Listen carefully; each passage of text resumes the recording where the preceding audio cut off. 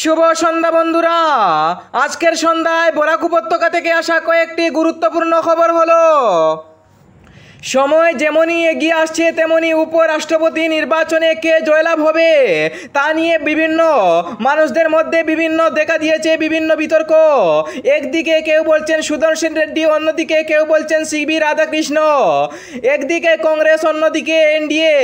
বারবার হট্টগোল চলছে মানুষের মধ্যে। বিশেষ করে মাত্র কিছু সময়ের অপেক্ষা, তারপরে উপনির্বাচন অর্থাৎ উপরাষ্ট্রপতি নির্বাচনের ফলাফল ঘোষণা করা হবে। উপরাষ্ট্রপতি ফলাফলের জন্য ইতিমধ্যে সারা দেশবাসী অপেক্ষা করে রয়েছেন। বিশেষ করে শ্রী সুদর্শন রেড্ডি এবং শ্রী কে রাধাকৃষ্ণ, তাদের মধ্যে তুমুল উত্তেজনা চলছে।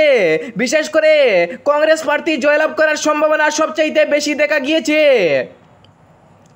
বিশেষ করে কংগ্রেস প্রার্থী জয়লাভ করার জন্য বিভিন্ন মানুষ মুখরিত রয়েছে। একদিকে কংগ্রেস, অপরদিকে বিজেপি এবং কংগ্রেসের মধ্যে হাড্ডাহাড্ডি লড়াই চলছে। কিছু সময়ের অপেক্ষা, তারপরে কে জয়লাভ করছে তার সময় দেখার অপেক্ষায় রয়েছে জনসাধারণ। আজ বদরপুরে ফের ভয়াবহ সড়ক দুর্ঘটনা।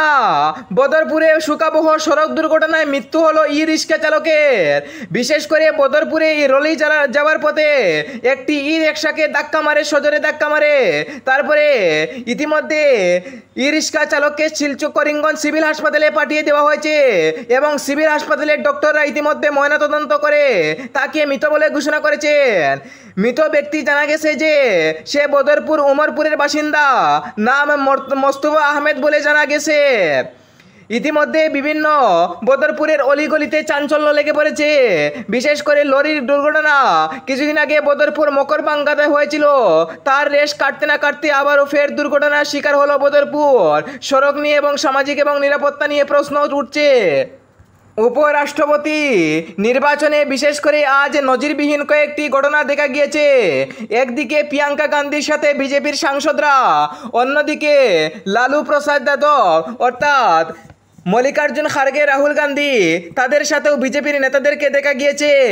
আজ একদিকে বিজেপি, অন্যদিকে কংগ্রেসের মধ্যে হাড্ডাহাড্ডি লড়াই চলছে উপনির্বাচনের। কিন্তু বিজেপির একাধিক নেতা কংগ্রেস নেতাদের কাছে এবং কংগ্রেসের একাধিক নেতা বিজেপি নেতাদের কাছে দেখা গিয়েছে। কিছু সময় পরে দেখা যাবে কে জয়লাভ করছে তা নিয়ে এখনো পর্যন্ত তীব্র উত্তেজনা বিরাজ করছে। হাড্ডাহাড্ডি লড়াই বর্তমানে অব্যাহত রয়েছে। একদিকে এনডিএ ও দুসরি তরফ এনডিএ জোট। উপরাষ্ট্রপতি নির্বাচনে কে জয়লাভ করবে তার সময় দেখার অপেক্ষায় কোটি কোটি ভারতবাসী অপেক্ষা করে রয়েছেন উপনির্বাচনের রেজাল্টে। মাত্র কিছু সময়ের অপেক্ষা, তারপরে নির্বাচন কমিশন রেজাল্ট ডিক্লেয়ার করবে।